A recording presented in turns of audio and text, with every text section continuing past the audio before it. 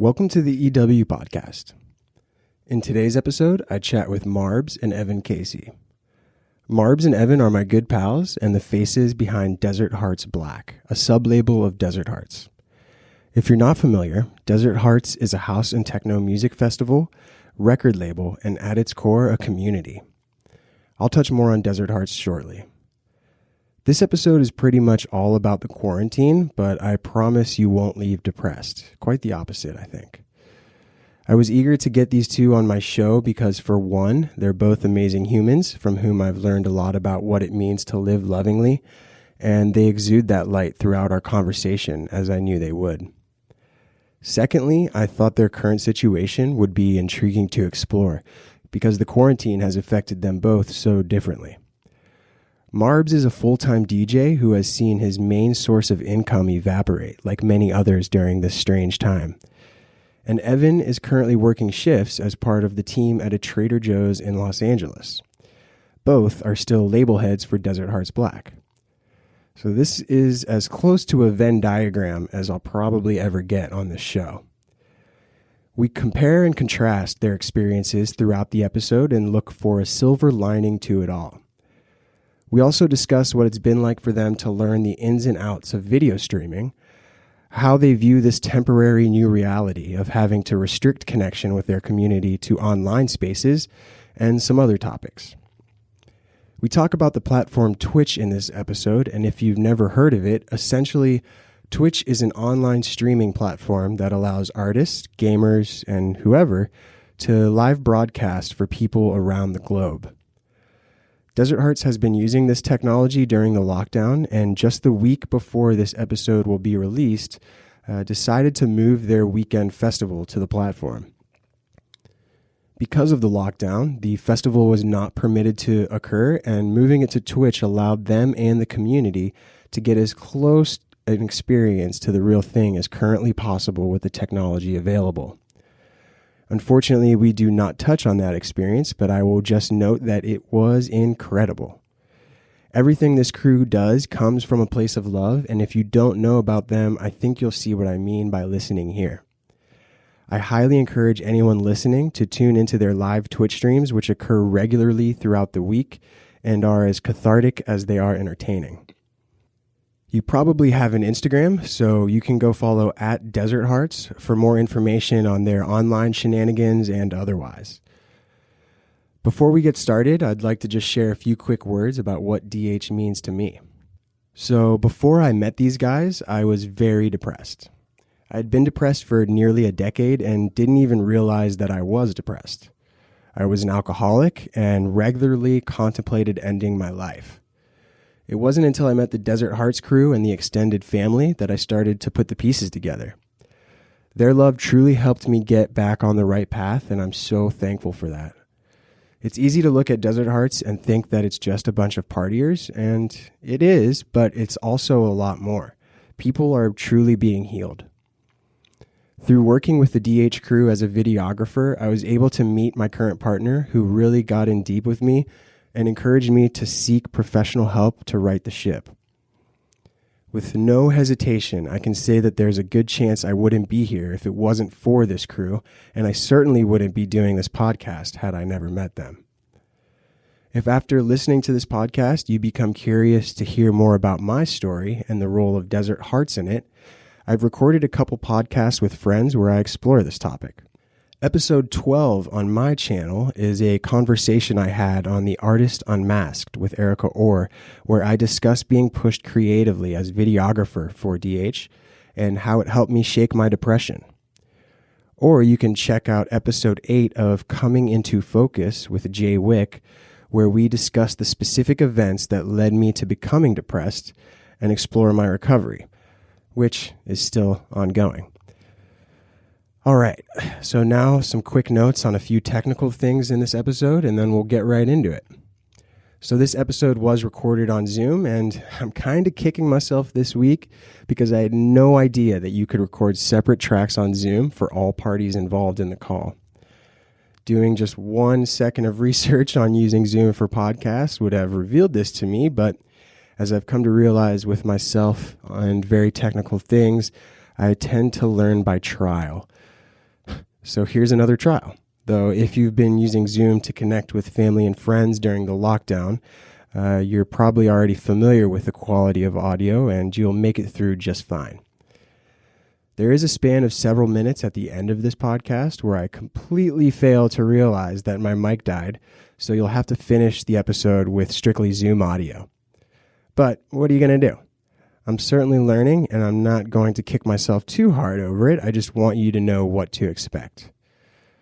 So, without further ado, here is my conversation with Evan Casey and Marbs of Desert Hearts Black.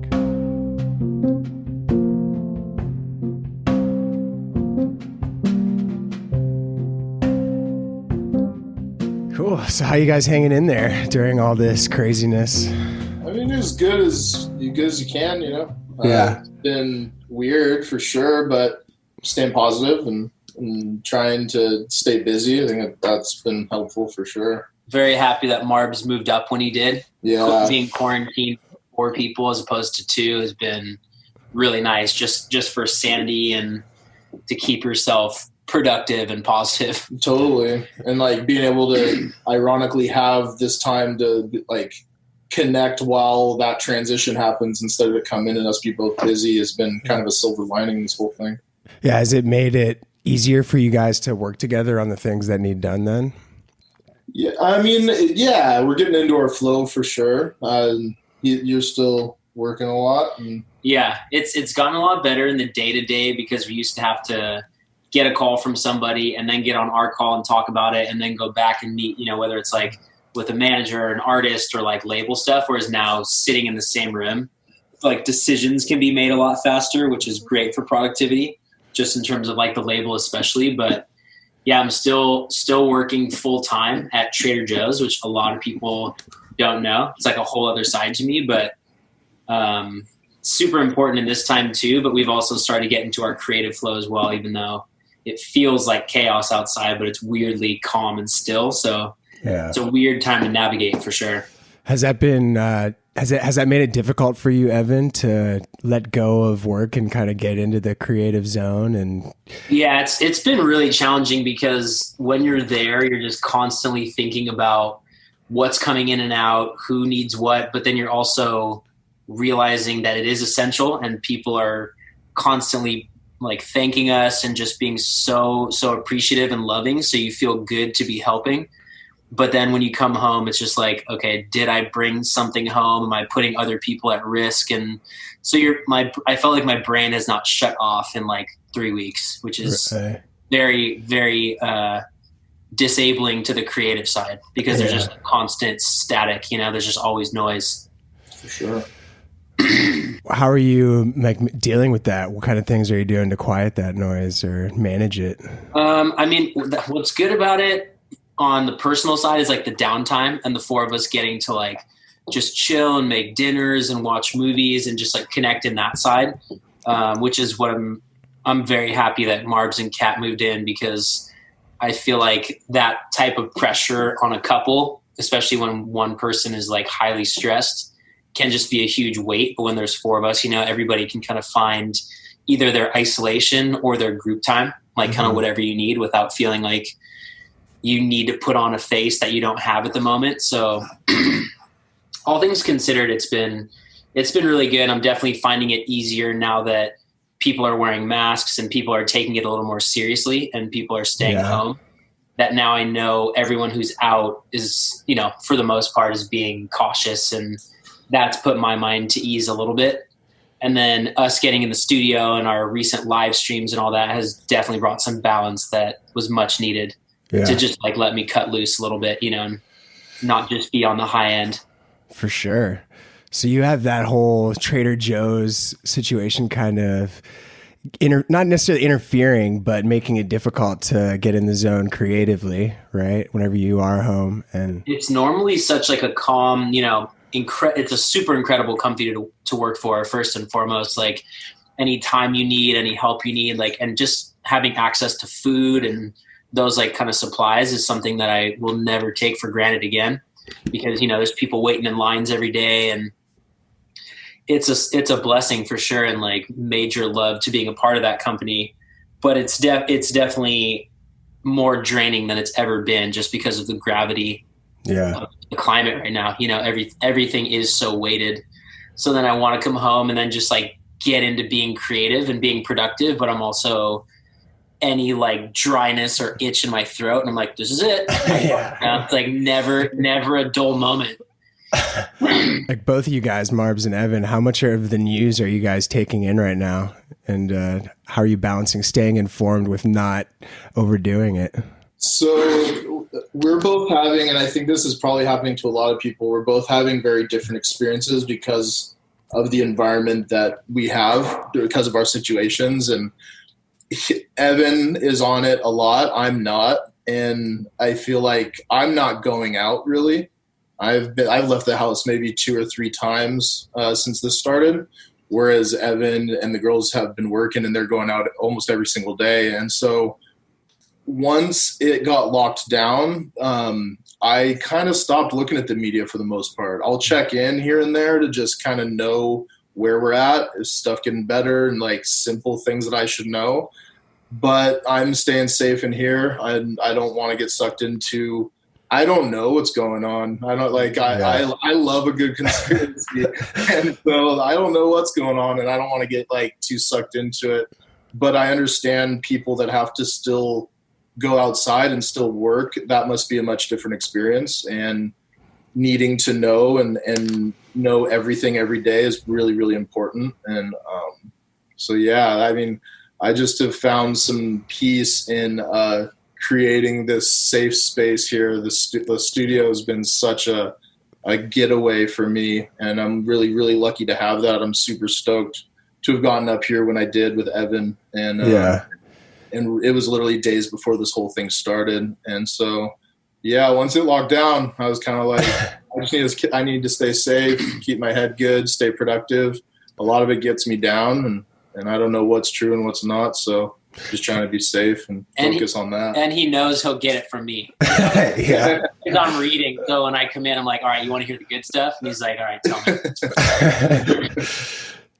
Yeah, I mean, are you just constantly looking at updates since you're kind of not so much. I mean, the one heavy thing is like when you first wake up in the morning, you're like scared to look at your phone. You're like, all right, what's the next thing? But for me, I've found it more beneficial to read like actual like authors coming up with things, not so much like news outlets, but just people who are finding ways to report like what their city is like, or like how people are responding, or just what the different like energies are around the world. Because hearing more of like an individual's take than somebody who's trying to present this in the media with like whatever agenda, not to say that all are bad or all are good, but just there's always some sort of motive to it. Mm-hmm. But reading just people's takes has been really cool for me, because this is turning into like one of the most creative outlet times probably ever in our lifetimes, where people are just like, all right, you could sit at home and just eat and watch Netflix, or you can be productive and like, what have you never had the time to do? Mm-hmm. Or what have you never had like enough time to do? So I think the creative side, both in like music, like exercise, yoga, like storytelling, whatever it is, it's like a hotbed right now. Like everybody's just firing. Yeah, you guys have been crushing it with the live streams, the whole Desert Hearts crew. I love what you guys have been doing with the DHTV, man. It's been, me and Lauren love tuning in and watching your guys' shenanigans. And yeah, man, Twitch is like the unsung hero of this whole pandemic right now. And like the way people can chime in and the chat that's going the entire time, you know, there's like 600, 700, 800 people and just ripping comments for like 8 hours, like so funny, inside jokes, messages of love, little donations, like whatever it be.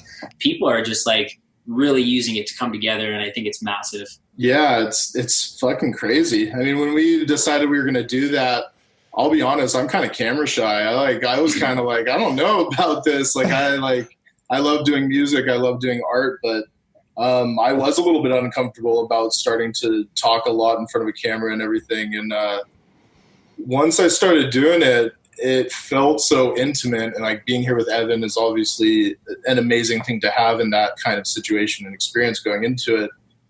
But once we got into it and we were talking about everything, and it was cool going through all of our stuff, knowing people were watching and listening and kind of getting to connect on that level. And then DJing, like the DJ experience feels intimate for right now. And before this all happened, I always thought it didn't have that. And maybe it's just because I never dove into it enough, but it's been a really cool experience to be isolated, but also feel like we're connecting. And like that whole mantra and everything we believe in about community in a time where everyone is restricted and can't connect, it is really cool to see that that's being used to connect on that kind of level. And it's been really, really positive. It's something I look forward to every week now. And we've been talking about it all the time. It's a really big outlet, and it's making not only us, but a lot of people happy. And it's kind of double, like twofold for you guys, because you have the prep part of it, which is requiring you to think a little differently and to start, addressing a problem that maybe you've never had to deal with before of how do we do this TV thing. And then you also have like the gratification at the end of all the comments. So it's kind of this like two-part productivity and connection with people. Yeah, totally. I mean, when we first decided to do it, I didn't know what the fuck I was doing with everything on the new OBS software that I downloaded and everything. It's just crazy. It took me like 3 days to figure out the tech side of it, and it seemed like wow, like I was not expecting to dive into something like this, and it's been a really cool project. Front end, back end, the whole thing's been really cool. Yeah, massive love and respect to flawless and seamless podcasts these days. Like now seeing how much really goes into that in terms of prep and just being interesting, especially people like you who are just like, you talk for an hour straight, and that stuff, it's difficult. For sure. I mean, even for us doing like the quick 30-minute updates of like what's coming on the label, and it feels like an eternity to us because we're not used to it. And we're like, all right, let's just get to DJing now because that's where we feel comfortable. But it's been cool because people get to see us on that more personal side. For sure. Not just in the party scene where it's like everything's all good, just like everybody's fired up, but actually like just communicating, just talking back and forth. And the fact that you can live and answer questions on Twitch and kind of jump into their conversation has just been a blast. It's a riot in there, man. People are so funny. People like making sure that you're listening and like hit the plant, that whole joke, and he's hitting the plant and stuff. Like it feels really connected, which is something I didn't imagine with it at first. So it's really cool.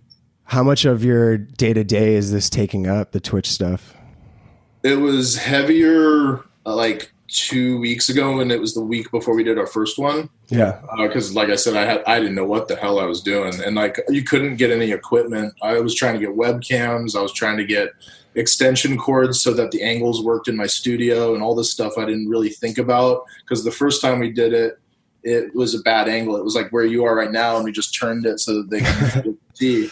And like it worked, and people had a really good time, but we looked at it and were like, fuck. So it was that whole trial and error of getting into this whole thing was a lot harder. Now it's a day of prep, and maybe 10 minutes before we kind of circle up. But so we're trying to go a little bit more free flow with it now. Word. So you just kind of set an outline of the points you're going to talk about, and then just DJing at the end of that. Right. Yeah. And I think like we're going to do different stuff every week. I'm going to announce tomorrow on Monday that I'm going to do like a live art class, and we're going to put out the material list and give people 2 weeks so that if they're in a position to be able to get those materials online or whatever, they can do it. And then if people interact with it, we can all post it and show it later. That's like something we did together. And try to do stuff like that. And Evan's gotten a lot into like gardening and plants and things. So we thought even like that kind of thing one day would be cool, and just do different stuff showing our other side of our lives. And then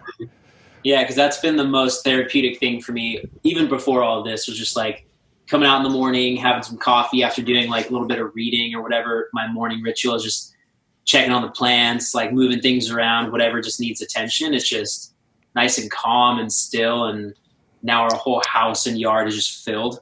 Nice. And it's been awesome. And I know a lot of people resonate with that because we're starting to see everybody's bedrooms because of all these live streams and Zoom calls and everything. So you're like really seeing where everybody lives, and all my friends have plants, and I love that. Yeah. Lauren loves plants. There's no No plants in here yet. We just rearranged the apartment a bit yesterday. So this is my new workspace. So welcome in. Yeah, what's the downtown like right now? It's weird, man. The streets are pretty much empty. Last night at maybe 8:30 or 9, we just started hearing everyone yelling outside in the street. Everyone had their windows open and was just screaming super loud all around East Village. So that was pretty interesting. But other than that, man, it's just feeling bad pretty much for people outside who are still homeless, and like, it's just a weird even dynamic. You guys, because you're, I remember being there, you guys are like so many stories up, and like we have the incredible like privilege of having a yard where we can get out and let the dog run around and just really actually get outside, which is what's so puzzling about this whole thing. Is you go sit in your backyard and life feels so normal. It's just quiet, and like you kind of forget. Like we've had moments where we're just sitting there, and then I'll just kind of be like, damn. He's like, what? And I'm like, just kind of remembered everything that's happening right now. It's so like relevant, but it slips in and out of focus because it's really not in front of your face unless you look for it. And then, or if you're going into TJ's still, and then I go into work, and it's just like, because now we just shifted into the space of like everybody is wearing masks on both ends, putting up like plexiglass barriers at the registers, and just real like preventative measures, which actually make me feel better, but also they carry such a weight with them. Because before you see some people wearing them, some people wouldn't. And it kind of makes you think like, okay, like a mask is prevention, but like it's still okay. Whereas now, I mean, it feels like full like military science-based lockdown, But like, because a virus, it's an invisible enemy. But then once you start putting the masks and all the barriers up, then it starts becoming real.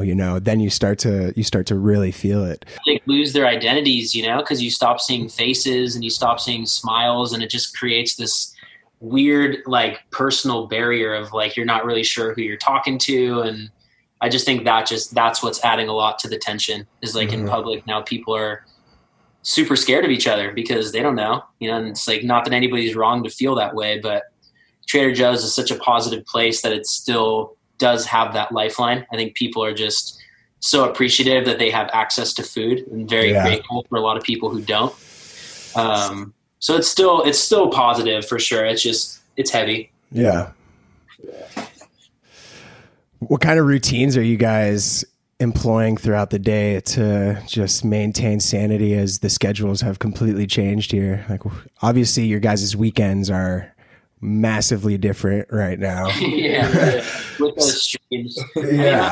Mine's like pretty simple. I just like to wake up, and all of my supplements, like we both love Host Defense and all the Paul Stamets supplements, the mushroom stuff we're like very, very avid supporters of, and my little homebrewed coffee, and then just like to read a little something, and been getting a lot more into meditating and breath work, because that's something that's crazy helped my mind, where anytime I slip into that mode of just like, it's not even about the world situation. It's more like if I'm the person who were to bring something into our house, because I am still out in it, but actually found it through like Mudwater, which is like a coffee and beverage company. And they were supporting these people who were hosting live breathwork classes.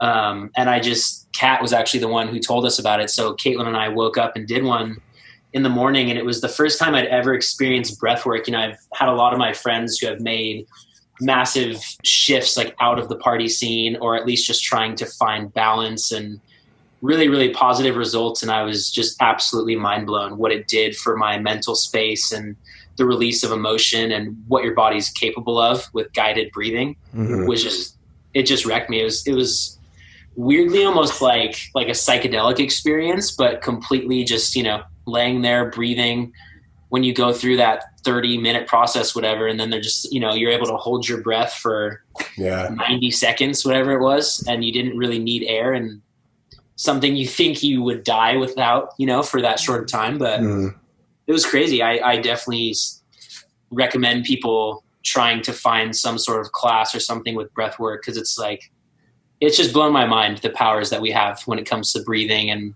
what that does for your mental space. Yeah. I've gotten into that actually too during this time. I've been using the Wim Hof app. He has a free app that you can like track all your stuff. And I'm just all about seeing graphs of like progression and average time holding your breath increasing and stuff. That's just all really cool to me. So that's cool. Yeah, it's pretty neat. Because I just think back when you would like go swimming, you're like, all right, let me see how long I can hold my breath. And it would be like 20 seconds and you come up and you're like sucking for air. And then this first entrance into the guided breathing. And I was just sitting there. My eyes were closed for a minute and a half, whatever it was. And I just existing, didn't gasp. I was expecting it to be short. And then I would kind of be like, cause he's like, go ahead and inhale whenever you feel the need. And I just kept going. Yeah. And it was, I don't know, it was very eye opening to the capabilities of all of us, It's good for your immune system, man. Exactly. Get you fired up. We're boosting it every day. Yeah. What about you, Marbs? What sort of routines have you been sticking to here? I don't have such a routine. I mean, I get up in the morning. Whenever I get up, take my time, make some food, maybe some tea. Take my time kind of waking up and getting out. I'll go get some air in the backyard. And then I treat the studio like a full-time job. I clock in within like an hour or two of when I get up. And I'm in there a long time. I'm in there until at least dinner time. Sometimes I'll miss dinner and go like all the way through to like 10 p.m. And it's borderline like kind of addictive and kind of obsessive, but it's really kept me sane through this whole thing. And like I said, I haven't left the house more than 2 or 3 times in almost a month. It's been weird for sure. I get a little stir crazy. So when the studio's detached now, and I've never had that. My studio back home was the second room in my little condo. And so to kind of like get up and make breakfast and have that space and then walk through the backyard and get into this separate studio, it really does feel like I'm checking into my job, and it's allowed me this kind of safe space to disappear to, which has been really cool and positive for me through this whole thing. And not having, like, being on tour so heavily, the balance between our weekdays and our weekends is something that is difficult. It took me years to even get like into a semi-healthy pattern and anything like that. So for us to be in full swing of tour and within like a week get stripped from that whole experience and be all of a sudden now have more time than I've had since I can remember. Time to do things that I want to do and can fit in and have the energy to do. It's been a silver lining that's kept me very grateful for my situation. So I kind of feel obligated almost to go to the studio. I feel like if I was kind of fucking off and just taking time to be selfish and not do anything, and my future self would not like me. Yeah. And so coming in here, and I just got a new OB6 Dave Smith synthesizer right before I got up here and set up the studio. And that's kind of been my focus, getting this thing dialed in and making new music and focusing on channeling all that stir craziness and energy into creative things that I don't normally have the time to do. So your creative stamina is not an issue right now. It sounds like your batteries are charged. Huh? Yeah. No, the second we got locked in, I hadn't done my Mind of Marbs series in like over a year or so because of how focused we've been on Desert Hearts Black. And that's been so incredible to be doing with Evan, and such a step forward in how positive my life has become because of all of this stuff. But having that time, I was like, oh, like I should dive into that. I haven't done the art. And so that was the first thing I did. Then we learned these live stream things. And now I just started working towards a new EP, and with the intention of like making music that isn't directed just towards the dance party and stuff, kind of more trying to get a little bit more out there and just follow my flow with this time. Yeah. Instead of like having I don't think that would work for my creative stamina during this time, to like have a goal to be like, I need to make a hard techno track, or I need to make this. Like that I don't think would work for me, but to come in here and just be like, I'm just going to fuck around and make stuff and learn the synths better and do that has like been super, super fun. And I'm having a goal of starting to put tracks aside for an album eventually. Nice, dude. So that gives me some freedom in like just making whatever music I'm enjoying. And not that I don't, but you know what I mean? Having like heavy tour schedule and stuff, it makes sense for me to be making more music that I'll be playing on the road. I'm sitting around in a studio with no any kind of inclination as to where this thing is going or when we'll be back in the clubs. So to me, all that matters right now is creating. Yeah. Using this time to do that positively. Do you feel any pressure, Evan, whenever you get off work to be entering that creative space and kind of entering it with Marbs? Is it a thing that you battle with to find the energy after work? Yeah, it's like, it's not so much pressure as like not wanting to bring the weight in with me, you know, because I know he'd be out here with or without me. So it's the fact of like wanting to create and wanting to be out here anyways, which we have, you know, we have an EP that's coming out. So we're kind of fine tuning that right now, which has been really cool. Shout out to our friend Katie Hackett, who is on the vocals for that EP. We actually previewed that on the first week we did the live stream, and we're stoked. That one's almost done. Yeah, because I know you had Kevin on your podcast talking about all the stuff that none of us can understand. You know? Mr. Brilliant. Yeah, no, but so there's stuff that we've been working on, but for me, it's not just between like Trader Joe's or that kind of like quote unquote essential job, which is like really heavy, but then also spending time decompressing and spending time with my wife and spending time inside doing the things that like calm my mind. Cause if I don't do those first, it'll just be hectic in the studio. And then when you get that kind of chaos, it's not so much channeled towards like a specific goal. It's more like friction to me. So it's just about navigating it right now. But I think the more that people have been taking steps, you know, to like quarantine and people are being sanitary when they go out in public, like for me, that's actually brought me a lot of peace of mind. Because then I know it's not just us, because this is like a collective problem. No matter how safe or clean or whatever you think you're doing, if other people aren't, it doesn't necessarily matter. And that's like a very haunting concept to wrap your head around, you know? But yeah, like I'm saying, the live streams and the stuff that we're doing and just me and Marbs connecting, and it's all feeling like it's falling back into place a little bit, which is good. Going to be taking some time off of work in the next couple weeks just to kind of just create some space for myself. Yeah. Nice, dude. In those moments, we are like head first going to be in here, because I think ultimately once that's cleared, I'll just really want to be doing this constantly, because that's how it felt before. So just some opportune timing with him coming up here.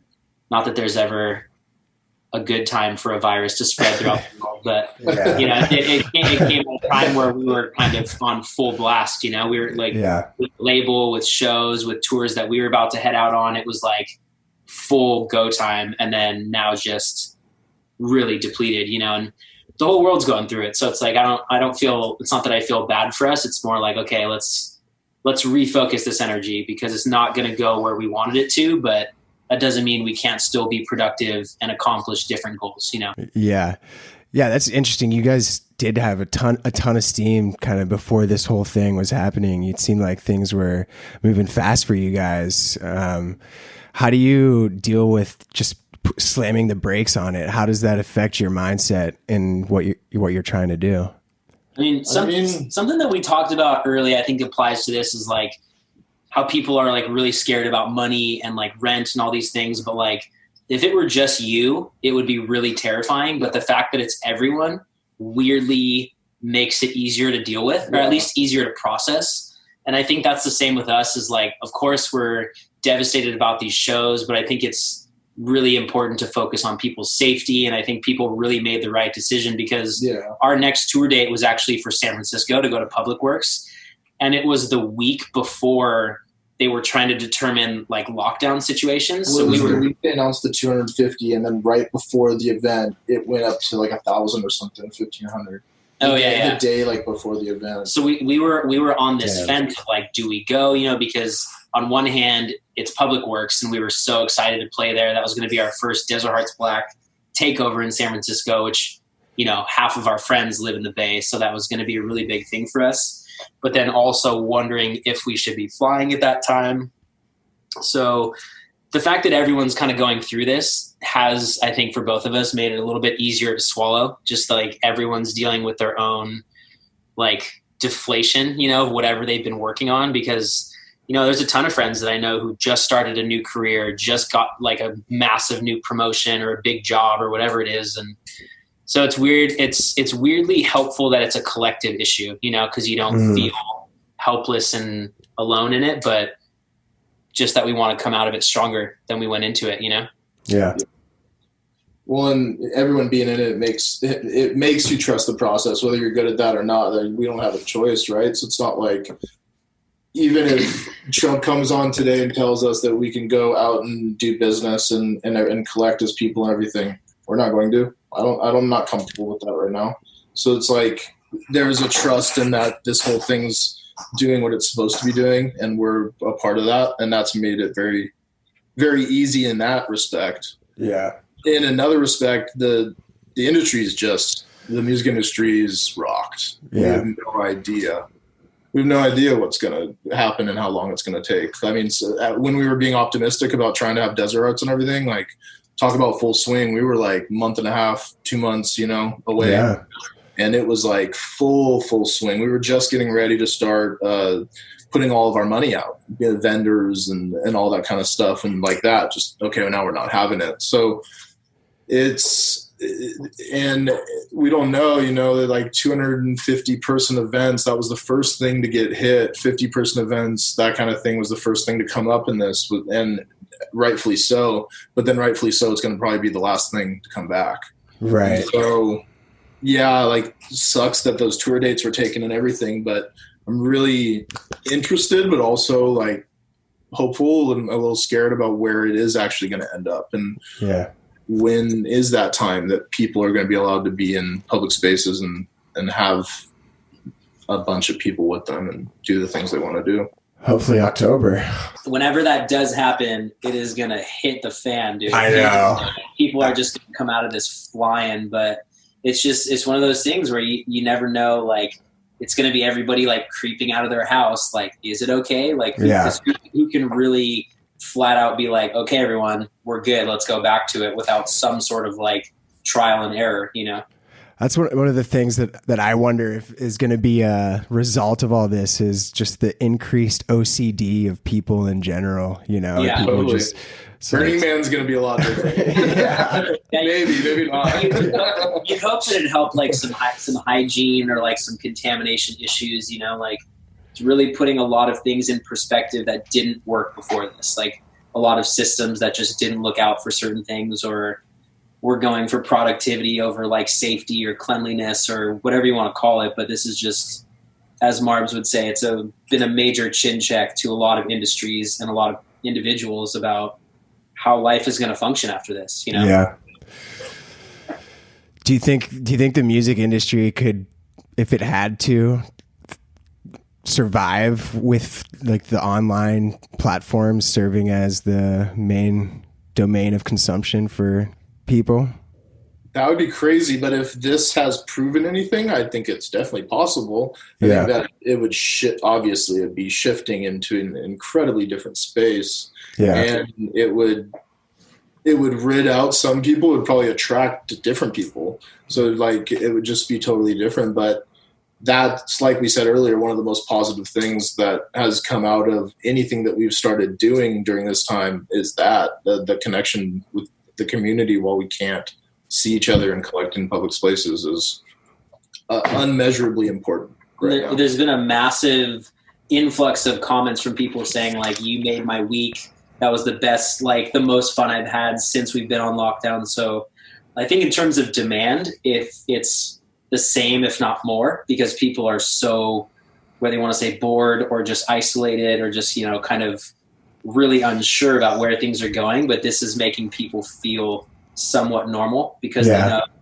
They know Desert Hearts, they know us, they know the music, they know the vibe, they know that their friends are out there doing the same thing. So I could definitely see it being, you know, some weird like futuristic Blade Runner where you pay your membership and then you watch it online and all party together. But it's definitely the connection will always be missed, you know, because I don't think people realized how much their friends mean in terms of like when's the last time you hugged somebody that you didn't live with? Yeah. The last time you shook somebody's hand or whatever it is that you do in your life, it's different and it feels cold and not at anyone's decision, but out of like, you know, necessity for the moment. Like there's a weird separation, and it's even happened, you know, in my job. Trader Joe's is a very positive, connected place. Everybody hugs, everybody's tight, everybody's so like passionate about being good people there. But right now it's like space. I mean, there's like, not even getting into it, but there's restrictions on, you know, a break room, a space, whatever. And if you exceed that number, things will happen. Like things will come down from the people in charge. And they're like, we're not trying to be mean or be, you know, like just anything other than precaution, you know? Mm-hmm. So even on that level, things are shifting. And I think that's what will always be missed. Well, and it feels like we've been in this for a while, but in the grand scheme of things, we haven't. So right now, for everyone to still be having this much fun and positivity about these platforms and doing all of it, depending on where it could be a different situation. But I know after we do those live streams and we go through the tags and we see everyone dancing and dressed up and having fun, like that shit brings tears to my eyes. That's amazing. And hearing other people's stories of like not feeling good or being scared and all of it, and like seeing that has been amazing. One of the good things for us, like whenever I've been watching it, that I've realized is I've been consuming quite a fair bit of the news and like trying to keep informed. So it was just super refreshing to tune in and see you guys genuinely having fun, like super stoked to be doing this thing in this really weird time. You know, it was just kind of like, okay, we can be normal. We don't have to be so anxious after watching, you know, whatever. Right. Well, and it's the same thing for us, like our two different schedules and him. Like I can't imagine being on the front line at Trader Joe's every day and everything. And to have that at the end of the week, even for us, is a time for us to feel normal. Mm-hmm. And that's like, even though we're in front of cameras and stuff, it is these spaces where we can put our headspace in that kind of area are really important right now.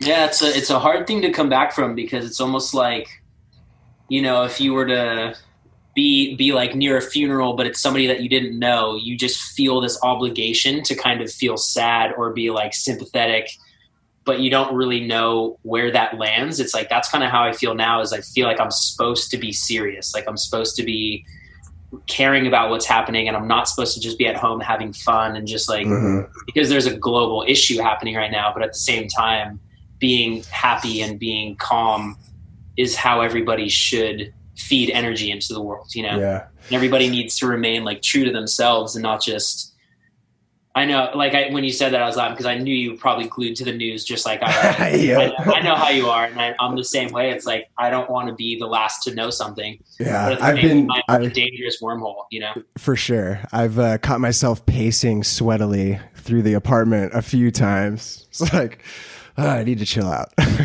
It's so frustrating because you'll read, it's all like, you know, smash and grab headlines where people are just trying to link you in because you'll read something, go, wow, that's like not only shocking, but like really interesting. And then you read below and like 10 people are like, none of this is true. And you're like, who do you even listen to at this point? Because anyone can share anything. I feel like the only person I listen to is that Anthony Fauci guy, dude. Just give me Fauci all day. Yeah, I had a little social distancing hang with my parents. They came into the backyard and we sat like 20 feet away, and just because we hadn't seen each other in so long. And they were, you know, they're wearing their masks and they were talking about him too. They're like, he's the guy. When he gets on, it's just like the one person making you feel like, all right, someone's looking out right now. Yeah, someone knows what's going on. So, I mean, this is nothing to get into like politics, but you try to turn it on just to get the headlines, and there's certain people that I just can't listen to. Yeah. But I still want the information, you know? And so he's one person that I can actually, you listen to him and you're like, all right, Yeah. I'm leaving this feeling a little bit better than when I came in, you know? Yeah. So one interesting thing that's come of this, I've talked to a couple people who classify themselves as introverts, and they said that in the first like week or two of this, they were like, sick. We just have to stay home and we just have all this time to work on what we're working on. Did you guys experience that at all at the beginning of this? Marbs, maybe you might have a little more, like just this kind of relief of, oh, I get an excuse to just be home and work on my shit. I mean, I'm definitely an introvert. I recharge when I have my space with either my favorite few people or by myself. And so there was a little bit of relief. I mean, it wasn't like a stokedness or whatever. I never was like happy about what's going on. But right. Yeah. Again, like as an introvert and needing that time to recharge, especially to be able to be creative, there's a lot of silver linings in this experience right now in that respect. Having time to recharge, having time to connect with myself and make sure that I'm doing the things, keeping my head straight and making me feel balanced. I was so full swing with logistics of the festival. I got, because of certain situations, I've started taking on a lot more of the logistics again this year. And so I was not focused creatively on much. And that does take a lot of extrovertedness that I've worked on over the years of like organizing teams and talking with all these people and having virtual meetings every week to talk with them and stuff like that. So then all of a sudden a week turned, and then now I have this time to do more of my balancing and focusing on my stuff. Has been in one respect nice, but yeah, it's also sad, and that lasted for a little while, and I go through peaks and troughs of this whole thing, and there's definitely days I wake up and it's hard to get out of bed. There's other days that I'm more motivated than I've felt in a long time. Yeah, I feel like I've been told, and I know myself, I have some old man energy, you know. So for the first little bit, I was like, okay, cool. Especially because it's been raining, so it's made it like a lot easier to like, okay, we're just chilling inside, we're doing this. It's like go work on the plants a little bit, just kind of read. It's like almost like it was a permanent rainy day where you like kind of have to do those things. Mm-hmm. But I'm such a social extrovert now, like whether it's here, like dance floors, like even at Trader Joe's, it's like now that we can't be that way, it's actually made all of those things harder for me. Oh, wow. Because you really want to interact with people. And I'm somebody where you can really tell what's going on inside, even if I'm not sharing it. And so I'm there and we have to keep our separation, and I'm worried about who's in the store, this, that, whatever. It really shows. And so I'm kind of getting a lot of the, hey, are you doing all right questions? And I can tell it's because the way that I am and the way I carry myself normally is such a shell of what it is like right now, you know? So yeah, I think everyone's starting like really realizing how much it means to be around people at this time. Cause like you said, Marbs, the two people that I mentioned who classify themselves as introverts, they were like, at first I was stoked, and then 2 weeks passed and I was like, okay, I need to be around people. And there are people who don't like to be, you know, in the thick of it. It's like, it's human nature. Levels of extremes, like people who are introverts, they think it's better to stay at home, but only because there's so much stimulation every single place that you go. Mm-hmm. Like, whether it's just to the store, to like a show, whatever, there's so much like all condensed into one thing. But now that it's completely gone, the isolation is very weird. Totally. It's a huge thing for anybody, whether you like crowds or don't. It's like nobody wants to be confined, you know? Yeah. I think that's just like a human trait that doesn't have to do with like where you come from. It's just when you feel like your life is restricted, you feel you're just like caged, you know? Yeah, I'm an introvert at heart, and that's when I recharge, but I have a very extroverted career, and like every weekend being on the road with some of my best friends and going and connecting with different people all over the world, and then not like, even as an introvert, that sweetness of having the time to recharge myself, I don't need that for very long. Mm-hmm. I get that every week when I'm on tour. So it's felt really weird not DJing, not going and being on dance floors. That's been my entire life for 8-9 years, and it's just crazy. Is music the main medium you're focused on right now, Marbs? Yeah, I did a little bit of art with the Mind of Marbs project. That felt really good, and actually, I've been wanting to learn marbling, like marbling on canvas forever. And Kat saw some videos, and we ordered the materials, and we did that the other day, and it was super fun. So that's what I wanted to do for one of the live streams, was to do that with everyone. Other than that, it's been music all the time. And becoming a tech live stream wizard. Yeah, throwing that in there in the middle of it. That's nice. Gotta expand that skill set, man. This is the time. Yeah, it's time to build the portfolios all the way around, you know? Yeah, for sure. I'm becoming a Nintendo Switch expert. Is my Marbs and Cat are total gamers. I had no idea. For any Switch enthusiast, Hollow Knight. Dude, Hollow Knight is great, man. Right? Yeah, it's such a beautiful game. The illustrations in it are just totally amazing. What other games are you playing? A little tangent here.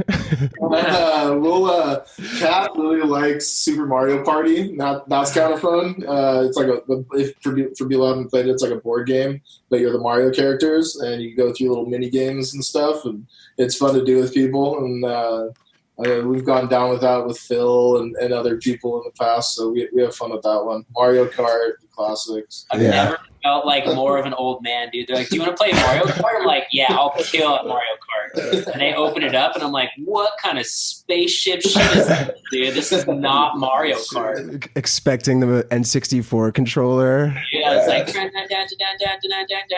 like, this is not Rainbow Road. Yeah. All right. Well, back to the other time. Yeah, it's all related. So what's just something positive you guys see coming out of this for yourselves and maybe for people in general? I would say something that I battled with for sure. Just prior to this was kind of feeling like I needed control of a lot of things. Like I was starting to feel myself like preferring to be in situations that were completely under my control. And if they weren't, getting a little bit of not even anxiety, but just kind of like uncertainty. And then this is kind of a reminder that like nothing is like truly under our control. And so just kind of easing that grip a little bit and just like going with the flow, which like used to be so simple for me. And I don't know, maybe it's because I'm married now and just feel like I need to be the guy. You know? You got that dad energy, bro. Yeah. No, and it's dads have to-do lists. Dads have to do it, you know. Yeah. On my little black, what are these things called again? I always forget. But the my black Birkenstocks, you know, like gardening now and full dad energy. But it's just been crazy to realize like there's so much out of our control, and just realizing the things that matter and the things that don't, and just really like fine tuning what you're trying to accomplish every day. And just being open to possibilities for sure. That's something that, especially living with Marbs, just like easing into, okay, I have to go do this, but then when I come back, let's get into this, you know, and just setting a very loose guideline for yourself, but allowing cool things to happen. And that translates so heavily into music, you know, is coming in here with like a blank canvas and then leaving feeling good about it. But yeah, just kind of reflecting, turning internal, and just realizing the things that matter to you as an individual. And hopefully those things are just like positive. And then when you find your space in them, you can share them with everybody else.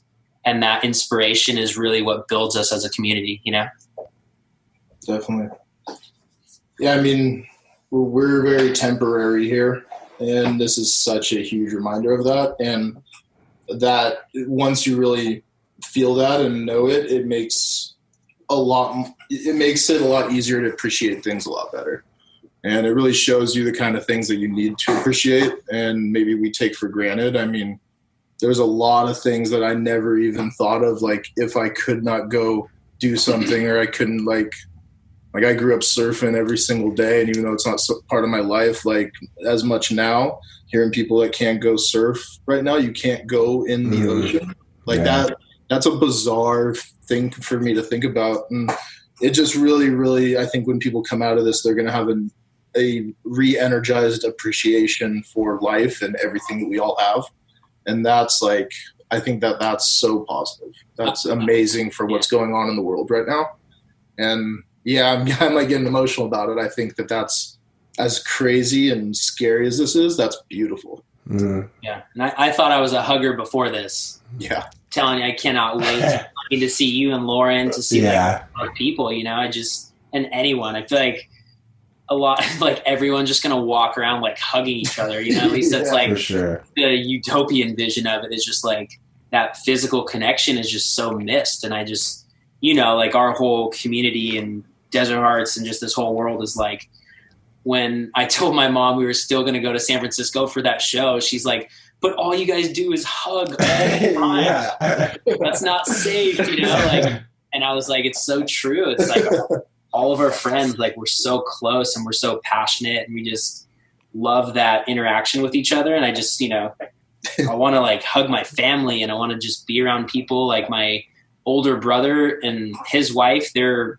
pregnant. She's like 7 months pregnant with twins right now. And it's like breaking my heart that, I mean, unless something drastic happens, probably none of us will get to be there, you know, just in terms of like safety and isolation, and all that really matters is that they're healthy, you know, like I've totally made peace with that, but I just can't wait for people to be able to express themselves again, because it feels like a bad, like mind control sci-fi movie where people can't fully express what they feel or who they are or what they want to do. And that's what I think everyone needs to keep in mind is like what really matters to them and like what inspires them, and do those things for the next couple months or however long this is going to take, and just come out as colorful as possible, you know, and just kind of rebuild everything that's going to be on hold for however long this lasts, you know? Yeah.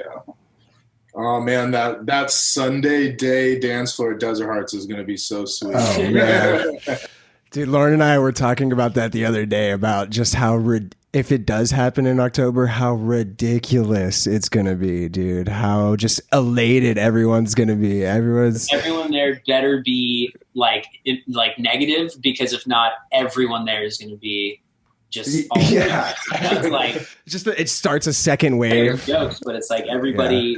It's kind of like that's how our friends are. It's like all or nothing, you know. Like we don't like to be little like shades of ourselves. Like we're all very expressive and just over the top because that's how we are, and like it's the way that we want to be. And I can't imagine it being any other way than just like full blast off, you know. Well, and like the music and art that's going to come out of this time, like, everyone's just turning into a bunch of size right now. It's going to be it'll be really cool what's created during this time for sure. I think so too. Like a moment in history, right? Like, like things are going to come out of this and be like a reminder of hope, a reminder of everything that's important to you, and connection and all those things, and become, I imagine, very symbolic. Yeah.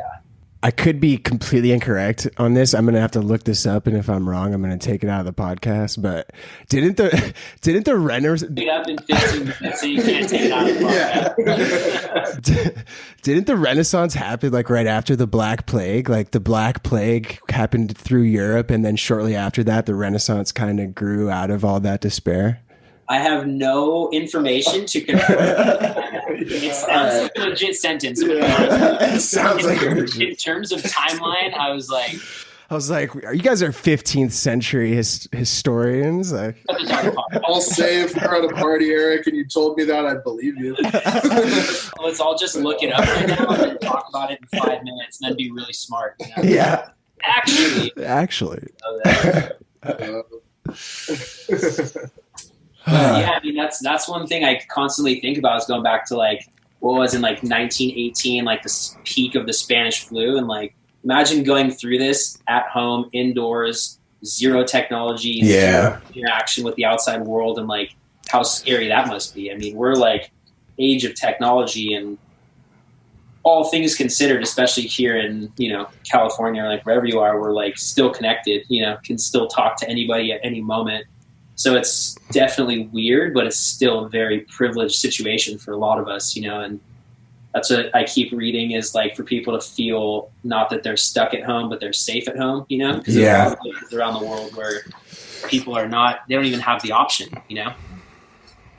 It's a weird thing right now to try to sit with the fact that by just staying home and playing Nintendo Switch for the whole weekend, I'm like helping, you know. It's such a weird thing. How do you guys deal with that at all? That, I mean, maybe you don't because you're going into TJ's, but is that something you guys feel at all sometimes? Is a little guilt for hanging out and making music? Not as long as there's productivity. Yeah. I think that the guilt side would be like, you know, if you're, because they say this whole lockdown is like a high school stoner's dream, you know, you just wake up, you do this, you eat, you whatever. But I think if we were doing that, you know, just like watching movies, falling asleep 8 times a day, going in and out, that would feel really guilty. And that's not about helping the virus or helping whatever. That's just like for ourselves. You know, I feel like all anybody can do in life is try to be like the best version of yourself, and that will compound outwards, and people will see that and want to do the same. So really it's just about helping yourself right now. And if you're doing that, which is staying home, being healthy, still staying active, both like physically and mentally, then I don't think there's anything to feel guilty about, you know, because you're still really benefiting yourself and your immediate circle. Yeah, and just mentally, like having a positive mental state right now, I think it's important to not be lazy, and that's good. Take the time to re-energize. We all need that, but to do it extensively would I mean, it would definitely make me depressed. I'm sure it would make a lot of people get depressed through this thing. But like keeping yourself busy is a very good way to keep your head straight. And you see that with all kinds of people. I mean, that people who are old and have a job and keep using their head often last a lot longer and have healthier lives than people that sit at home and isolate and don't have it. So to be able to have something that it doesn't matter what you're doing, but something to get up and do each day, it's super important through this time. And it seems like California's listening, you know, from all the information that I've been reading over the last couple of days, is like people are really staying home. And not to say like other places aren't, but just to speak on the state that I live in, you know, that everybody's really taking it seriously and trying to help out where they can, because my whole thought process goes to like the frontline nurses and doctors and people who are like, not that there's any perfect way to handle this, but the fewer people that need help, you are helping. So if you can just keep yourself at home, keep yourself from getting sick, even if it gets to you at some point and you do have to go through that, you know, week to 2 week misery that a lot of people are dealing with, you're at least buying some time, you know, for people to figure out more things, and just for people who are at like higher risk to have to go through that process safely, you know, whether there is a safe way or not, at least they're having the opportunity for treatment and survival, you know? This is our duty. We have to stay home. Yeah, for sure. And like, I worry about my parents. My dad still has to go to work, and people that have to go to work, I worry about Evan. I worry about my girlfriend and and Kate. And if you can stay home, you got to stay home. So I shouldn't say never. We will most likely never have this opportunity again where they're like, you have to stay home. So like, you might, you know, that's why I like seeing all of our friends on social media. Like, you know, I've always wanted to read this. I've always wanted to work on this. But it's like, there's two ways to live this life right now. You know, they can either just be sitting and waiting, or like, I can't leave, but I can still do the things I want to do to a certain extent, you know? And I feel like there's going to be two very separate mindsets that come out of this. And I'm definitely trying to be on the higher vibration side. Totally. And like, you want to learn something new? Now's the time. YouTube University, man. Everyone out there, you want to learn something new. You get on the computer and you got the time to learn it. If you got it right now. Coursera, man. Gotta follow the Good News Movement on Instagram. The Good News Movement? That is the first thing I read every morning when I wake up. It's just like the greatest stories from around the world. You know, like, I don't know, one off the top of my head is this like doctor. I want to say it was in New York, but he started to see how his patients were just frightened every time he would walk in, because, you know, they're in full suits, goggles, masks, whatever. And he just realized the isolation and the lack of smiles and just communication was a huge thing for somebody who's in like a critical state like that. So he printed out a huge picture of himself smiling and laminated it onto his chest. And he was like, this is how I look underneath the mask. I just want you to know that I'm smiling.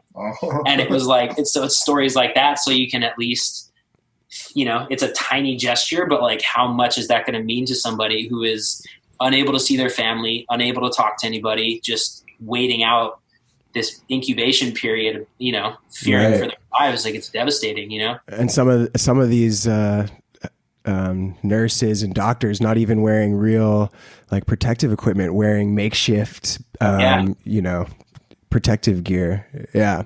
Like, they feel as it's their duty. And that's why it's always hard for me to consider myself, like a frontline essential worker, because you would at least hope for the most part we're dealing with mostly healthy people. It's obviously still frightening, but I just can't imagine the energy in like a hospital right now, where you're just learning as you go. There's new implications constantly, just like protocol updates, whatever it is. And you're just dealing with day after day, just wait. And then you just have to go home and chill until you have to go back and do it again. Yeah. That's wild to me. And that's what kind of gives me a little more motivation to be like, okay, like these grocery stores are essential. Like people need their food. Just go in and just kind of be as positive as possible because everyone's dealing with this weight, Mm-hmm. Yeah, dude, TJ's been killing it. We talked on the phone about it, but I went again this morning, and they're just maintaining the most chipper of attitudes over there, while also implementing a very structured and safe kind of routine. Yeah, and it's something I just can't speak highly enough about them. I mean, from like getting little like bonuses here and there, just taking care of us. If like someone's like, hey, if you show up to work and it's just like overwhelming and you're not having a good time, they're like, go home, take the day off, call us back tomorrow, let us know if you're good. Like the most incredible place I've ever worked. And it's something to kind of offset the music side, which like I wasn't sure how permanent it was going to be, but it's been such a positive experience. And it's really, I can't remember, I'll say it was like Tony Robbins, or it was like maybe who's the Cat's old boss? Mark Cuban, who was like, this window of time is when everyone's going to look to see how companies treated their employees and their staff and their customers. And it's really going to cause waves, for the future. Cause there's a lot of people like Marbs who went into Walmart. He's like, it's like a war zone. There's nobody protecting anyone. There's no help. And then you walk into Trader Joe's and their line, every 6 feet, there's a person, there's wipes, there's this. Even now at our registers, there's 6 feet away. We only let, 20 to 30 people in at a time. And I'd say out of every 100, there's one person complaining about the line. And that's just because, some people find anything to complain about. And that's just a mindset thing. But for the most part, people are just so appreciative and just like everyone's trying to survive right now. Everyone's just trying to do what's best. And nobody really knows what that is. And I just think the way that Trader Joe's is handling this is really inspiring. The people above me, like Captain, all these people are every day just give me more like inspiration and positivity to be like, we're all getting through this together, and everybody is going through the same process. So let's do the best we can to help everybody. Yeah.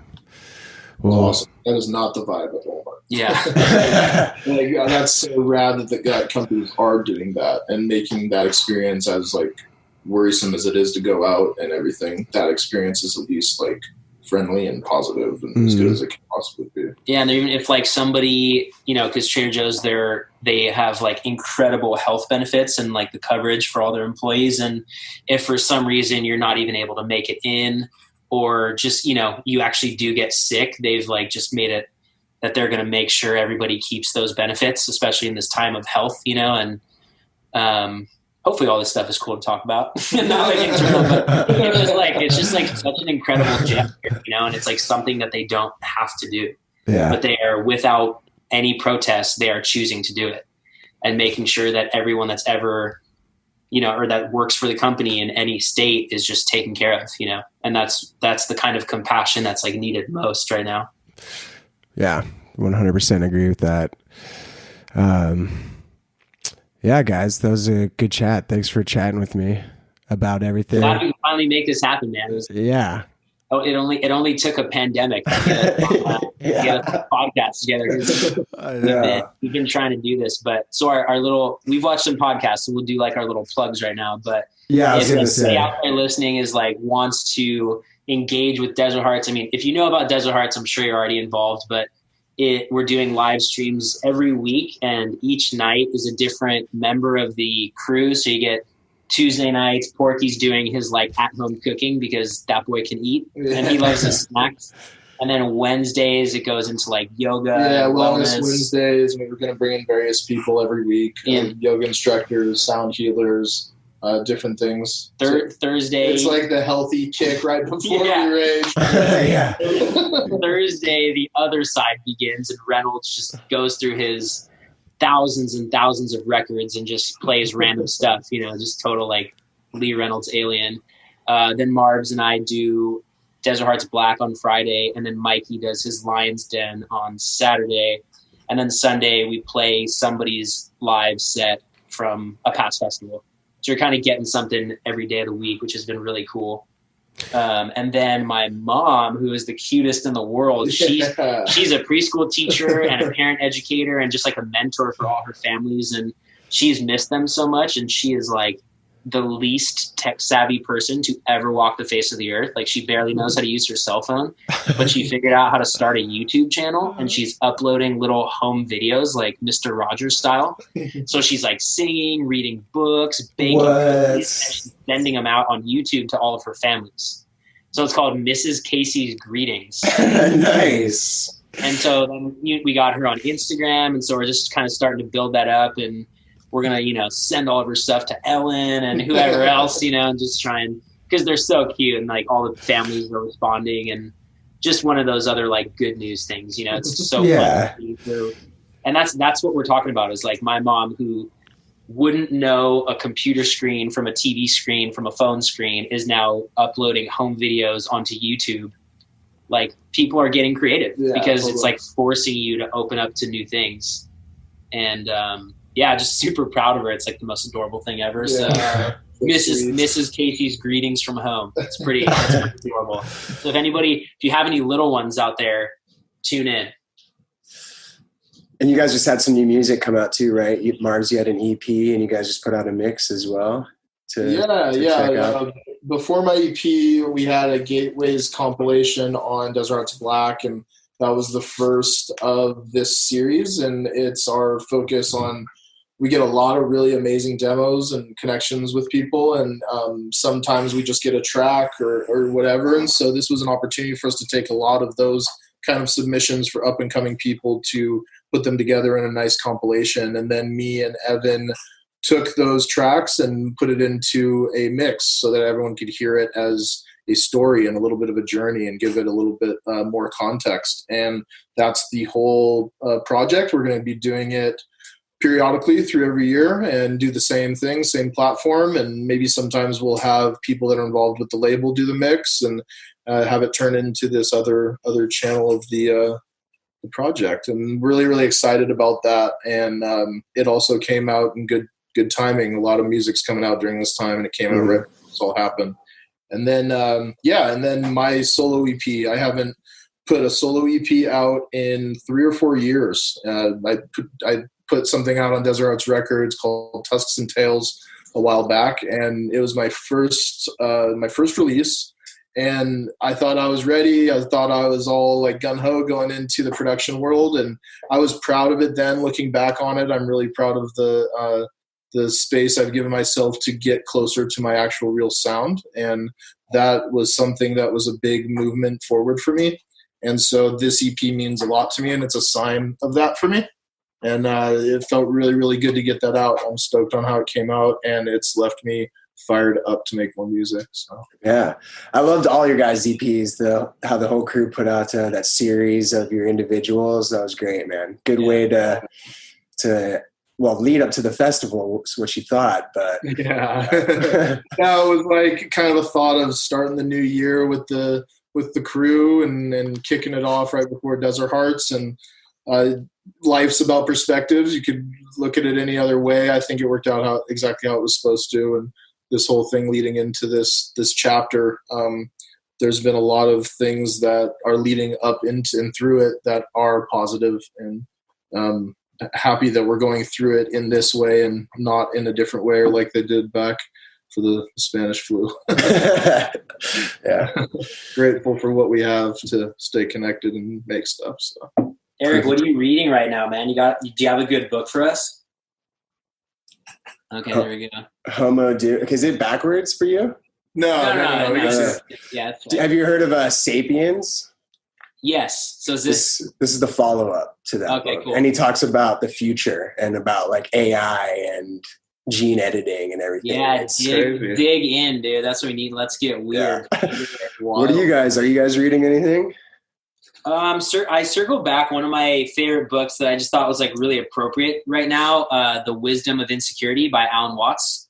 The inner title is like a story for like the Wisdom of Insecurity. It's like for like a time of anxiety. So for like a lot of people who suffer from anxiety or just like, whether you want to say like OCD, whatever, just about how like our world is free flowing and it's like organic, and sort of think that you can have control over a world that has like no control itself is like a misinformed view. And so to actually just get in flow with the way the world works and to realize that things won't always go according to plan. And I just really I like him a lot because his whole background is very like religious history, and he knows a ton about world religions, but then he turned into more of like a sci author. So he has the knowledge to back it up, but kind of opened up his vision to not really have any walls, you know? So it kind of, you meet a little bit of both, where there are a lot of benefits and cool things to understand about religion without getting too structured into one belief system. And I feel like he's really amazing at that. So I felt it was really appropriate for a time where people have a lot of insecurity and anxiety. And Alan Watts, man, that guy's the jam. I've been loving the book again. That's awesome. That sounds super appropriate, dude. I wrote it down. Gonna add it to the list. I'll send it. Yeah, I'll send you a little thing afterwards for sure. I've actually fallen out of reading, and maybe talking about it on here will remind me that I need to bring that back into my life, because like I said earlier, music and those kind of things have become obsessive during this kind of time. And that's kind of how I act. If I get into something and I'm working on something, it gets obsessive. And that's good in one respect because it's productive, but in another respect, it causes an imbalance. And maintaining that balance is going to be a big focus for me in the coming weeks, and trying to maintain my productivity, but also give space for that kind of stuff, and connecting with my roommates better and Kat better and that kind of thing, and not just like disappearing into the studio all the time. So I would love to pick up another book. Yeah. What about what are you watching, dude? Watching.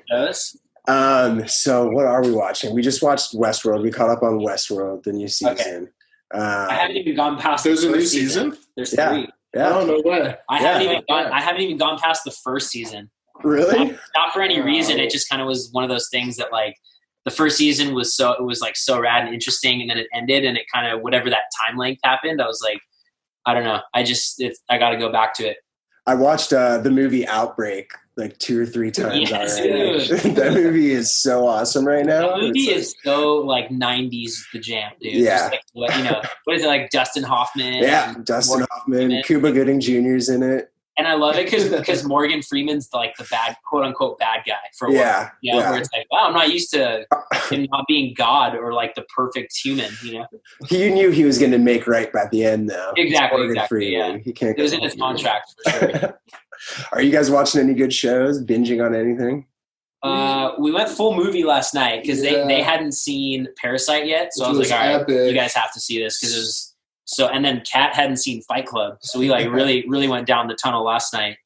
And then we're watching Devs right now. Did you watch that on Hulu? No, I don't have Hulu. It's like about the tech world up in San Francisco.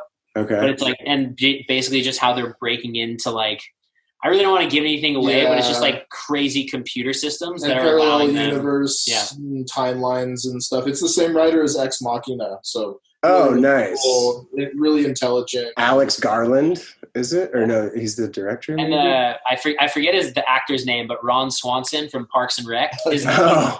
he's the main character, but it's like really serious. Like it's a very like dark role for him, but he's cool. Some of the acting in it is like Yeah, a little like tough to watch, Jeez. but for the most part, it's really cool. And I felt like I needed to say that so people aren't like, what do you think about, like, there's a couple characters in it that make like my fingers like cringe, but for the most part, it's been pretty awesome to watch because it's one of those shows where you're like, what the hell is going on? How many seasons are there? Is it? It's live. It's live right now. So okay. It's on episode 6 just aired, and there's 8 in the first season. So you can't binge. You wait 2 weeks, you can binge it. All right. for sure. Yeah. Yeah.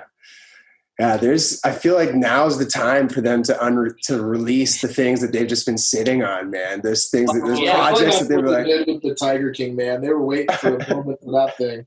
Yeah. I was wondering if you might know any information about it, but what like movie like production companies are going to do if there were like big titles coming out, if they have plans to like off the top of my head, I was like, really, like Christopher Nolan's movie is supposed to be coming out in the summer, I think. Yeah. And just things that I like want to see, and I'm curious if like we're still in this situation, if they just pull it and they wait, or if they're going to try and drop them onto certain platforms, or like. Well, I'm just curious about how they're going to do that. Lauren has been super excited for Trolls 2 to come out.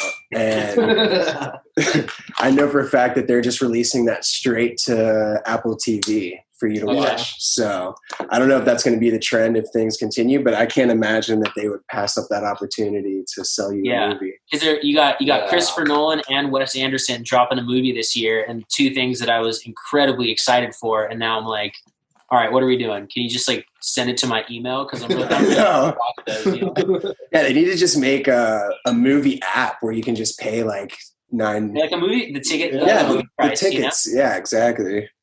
I mean, otherwise they're just like missing. You got to think like if a movie was in like full production, and then all of a sudden, like say it was supposed to come out like May 1st, and now you have this like $200 million movie that just has like nowhere to get released. Like that's got to be a serious issue for a lot of people. Yeah, it's a lot of lost money.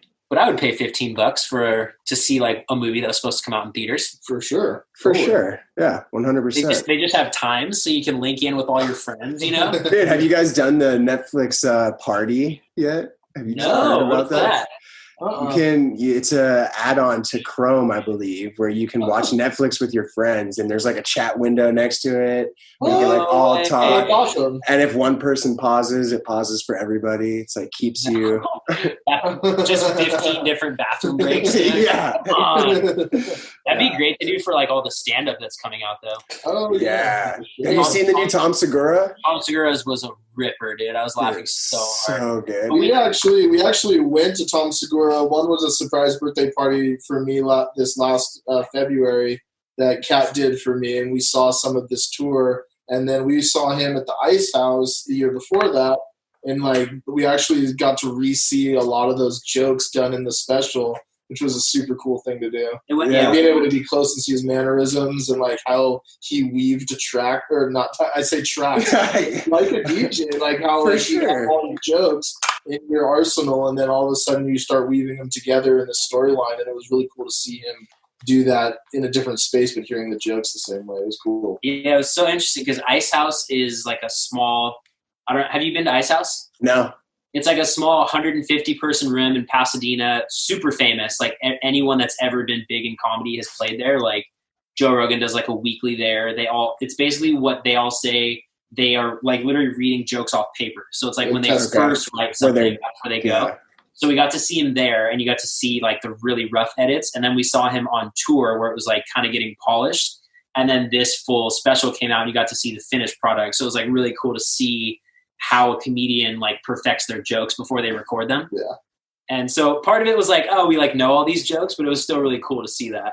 But I was dying. Were there jokes that he went in a little deeper on? Like, was the Louisiana thing? He definitely expanded and got like, just a little bit like cleaner with how he would say things, where you're like, okay, this is like he probably did this like 10 different ways, and then he's like, this is the fire one, you know? Totally. But that's what's cool. It's like to see somebody's craft, you know? It's just like, like a DJ set or like a concert or whatever. You can see somebody and how they progress is just what sets them apart. And that guy is just a king right now, dude. He is so funny. He's so good. He does the same for me, like as a comedian, as like Dave Chappelle. He's just like, I could listen to him say or talk about anything, and it's done intelligently and like raunchy enough to be like edgy and funny. Right. And it's all stuff that you can't really disagree with, you know? It's like, oh, you know, you've got kind of a good point there. Like, yeah, exactly. And they're so clever about how they say it, you know, you like don't even get mad. It's just so funny. Yeah, well that's when comedy's succeeding, right? It's like whenever it's pointing things out that we all know, but we've never thought about really or articulated, and they're just presenting it. And that's definitely been Dave Chappelle, especially like his comeback. He just goes in hard, dude. But it's so witty, and it's so, like he's so intelligent the way that he tells jokes, you know, that you're just kind of on board. Yeah. Dude, comedy and the internet are just on fire right now. What other comedy have you guys been watching? Give me some good ones to put on. Some specials. I don't know. Like I watched the new Bert Kreischer, but that's more of like we're not here to like talk bad on anybody, but I wouldn't so highly recommend that. I did fully dive back into The Office, which I think is the best medicine for anybody ever. Like there's nothing that just gets me nostalgically laughing like starting The Office from the beginning and watching the whole thing. Like I still haven't watched it, dude. You've never watched The Office? A few episodes, but I've never. Dude, now is the time, dude. Yeah, it's one of those things where like it sounds cheesy, like the character development, whatever. It's all amazing, but like when you get to the final season and certain things start to drop back in, like it's legit emotional. Yeah. I was like, I don't know. I think it's amazing. And I don't. If you've worked in an office situation, it's fucking hilarious. It's so good. I mean, I have enjoyed it when I've watched it. It's just never been something that I've latched onto and like consumed. Yeah. Do you guys like the Ricky Gervais Office too? Or I did really like it. I mean, it's so different. Oh, but he has a special called Humanity. Have you ever seen that special? I think it was like maybe a couple years old, not like super, maybe like 2 years ago. But it was right after he hosted one of the Golden Globes, which is not like his thing, but he goes in, dude. I was dying laughing. So it's on Netflix and it's called Humanity. All right. And if you like him, this is by far my favorite one that he's done. Nice. I've never seen Ricky Gervais stand up actually. He's great, man. He's got his sense of humor is awesome. If you want to do a throwback one of my favorites of all time, I think you might have to go onto YouTube now to find it, but Patrice O'Neal. Because most people, when they do those like side interviews, if you talk to like Louis C.K. or Bill Burr or like any of those old guys, they all say Patrice is like one of, if not like the greatest of all time, just like within the comedian community. And that one, he's another person too, where he has like opinions that you may not necessarily agree with, but like the way he drops them, you're just like, damn, that's so true. You don't even want to agree, but you're just like, damn, you got me for sure. Yeah. What other comedy? You mentioned there's comedy on the internet that's killing it right now. What was that in reference to? I mean, I'm just scrolling through, but it just seems like people are taking opportunities right now to be funny and to put light on this thing. I haven't been watching a lot of TV, honestly, but when I'm scrolling through the socials and stuff, people have gotten really creative with memes and it's just so funny. And everyone, like my dad, I love his humor, but he's never publicly done like funny stuff. And he made a video the other day. I just feel like people are taking time to be funny and try to keep things positive, and it's cool to see. Yeah. Sports Center's Instagram has been killing it. I don't know if you checked that out at all. Dink put me onto it, but they're doing all types of like crazy trick shots that people are setting up in their homes with all this time, like massive obstacle courses. I forget what the thing is called, Rochambeau or some sort of machine that they used to. I don't know. I'm blowing that, but I'll send you the link. I'll send you the link. Sports can run down. Yeah, dude. They've been crushing it. Yeah, it's just finding things to keep your time occupied right now is it's like not difficult, but then some things can easily just become a distraction where it's just like the bar mindless. is low right now. Yeah. Like, give me anything to laugh at. Like, gold is coming out of it for sure. We saw some picture of some guy that made Nike shoes out of bread the other day. We were calling them loafers. That was for a little while. That's so good. Dude, so simple. Yeah. Yeah, man. Oh, hell yeah, man. This has been awesome, dude. Thank you. I'm glad we got to do this. It's good to talk with you, man. Miss you. Yeah, miss you guys, dude. It's been good to hang. We should do this for ourselves when people aren't listening. You know? Yeah, no, I'm we super should down. movie together. Dude, Netflix group or whatever. I'm super down. Netflix party. Yeah. Netflix party. Yeah. Netflix party 100% and do it. chill, dude. We'll do all Yeah, dude, I'm super down. What are you guys doing tonight? I think we're just chilling. We're gonna make some dinner. Yeah, I don't know. Probably just go on to watch Frozen 2 or something. You know? If Pat had her way, that's what we. That has been sick though. I was like the biggest hater. It's like Disney Plus. I was like, I don't get like what Star Wars movies because I'm like, dude, Disney Plus has some heaters on it. No, and now that Kat brought it in, I scrolled through it, and I literally have been like shitting myself, like seeing movies that I would never have remembered that I'd watched 700 times when I was a kid, like kind of the cutty non like Disney stuff, you know, like called Shipwrecked, this old weird pirate movie that was not a cartoon. It was like real actors, and I watched it again. It was like certain scenes. I was like, I remember sitting on the couch when I was like 5 watching this movie. Didn't think it existed anymore, and Disney Plus is bringing all of them back. And I'm like a huge Disney Pixar fan, so just having all of those at your disposal to watch, like you're already doing like Up and Wall-E, and wanted to watch Snow White just because it's the oldest. You know, you're like 1930. Yeah, the OG one. 1937. It's crazy. But have you guys been watching any of the shorts on Disney Plus app? I haven't yet. Are you talking, like, is it like the continuation of what they used to make before movies? Like they would. No, there's like new ones from last year on there, but they're just like 5 to 7 minute shorts. Dude, me and Lauren started watching these as we're eating dinner. Literally moved to tears from some of these, dude. They're so like, incredible how they 5 minutes. It's like 5 minute animation, no words at all. And by the end, I'm just like, oh no way! It always makes me think the most iconic one ever was the guy playing chess against himself before Toy Story. Yes. In the park, and then he pretends to have a heart attack and then moves the beat so quick. Yeah, it's those, dude. They're just like, dude, they're so good.